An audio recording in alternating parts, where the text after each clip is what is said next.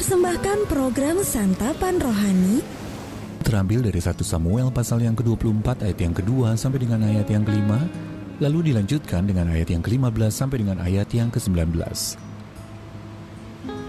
Samuel pasal yang ke-24 ayat yang kedua sampai dengan ayat yang ke-5, lalu dilanjutkan dengan ayat yang ke-15 sampai dengan ayat yang ke-19.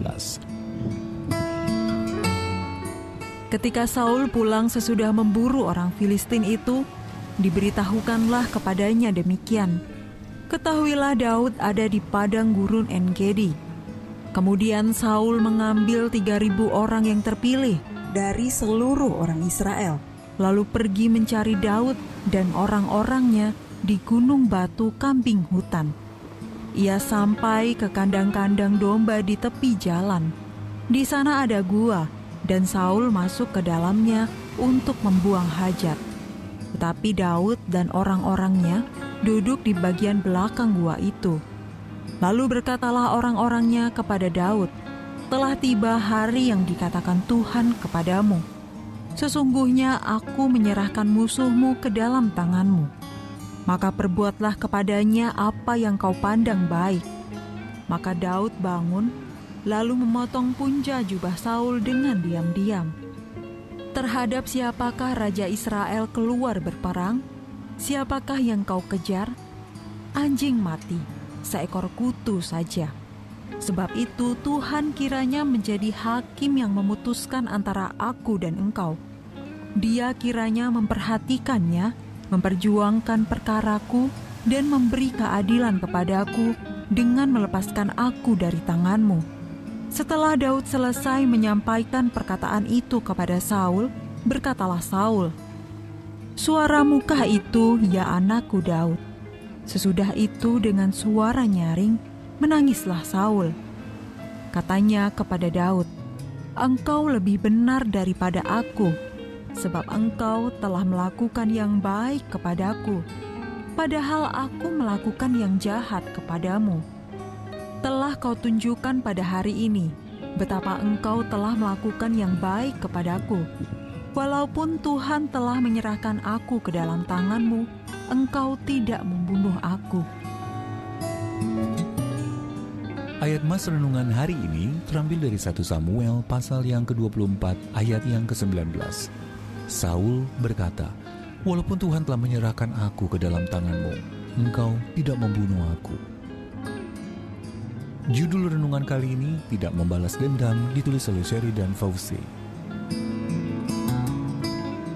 Pagi itu seorang petani mengendarai truknya dan mulai memeriksa tanaman di tanah pertaniannya. Ketika ia sampai di ujung tanahnya, darahnya mendidih. Lagi-lagi ada orang memanfaatkan lokasi tanah pertaniannya yang terpencil untuk membuang sampah secara ilegal di sana. Ketika petani itu memindahkan kantong-kantong sampah yang berisi sisa makanan itu ke bak truknya, ia menemukan selai amplop. Pada amplop itu tercetak alamat si pelaku. Ia berpikir sungguh kesempatan yang terlalu bagus untuk dilewatkan. Malam itu ia pergi ke rumah si pelaku dan memenuhi halaman rumah orang itu dengan sampah.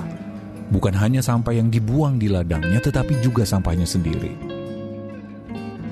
Mungkin balas dendam itu membawa kenikmatan tersendiri. Namun apakah tindakan itu dapat dibenarkan?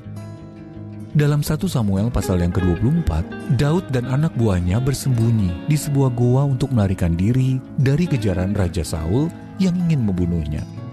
Ketika Saul berjalan masuk ke dalam gua yang sama untuk membuang hajat, anak buah Daud melihat hal itu sebagai kesempatan yang tidak boleh dilewatkan untuk membalas dendam. Namun Daud menolak untuk mengikuti nafsu membalas dendam. "Dijauhkan Tuhanlah kiranya daripada aku untuk melakukan hal yang demikian kepada Tuanku," katanya. Ketika Saul mengetahui bahwa Daud memilih untuk tidak membunuhnya, ia hampir tidak percaya. "Engkau lebih benar daripada aku," serunya. Saat kita atau seseorang yang kita kasihi menghadapi ketidakadilan, mungkin akan tiba kesempatan bagi kita untuk membalas dendam. Akankah kita menyerah pada hasrat tersebut seperti yang dilakukan si petani? Atau kita melawannya seperti yang diperbuat Daud? Akankah kita memilih kebenaran daripada pembalasan dendam? Pernahkah Anda merasa ingin membalas dendam kepada orang lain? bagaimana respons Daud dapat menuntun Anda dalam usaha Anda mencari keadilan bagi diri Anda dan orang lain. Tuhan Yesus yang juga mengasihi musuh-musuh kami, tolonglah aku untuk mencari keadilan dengan cara yang berkenan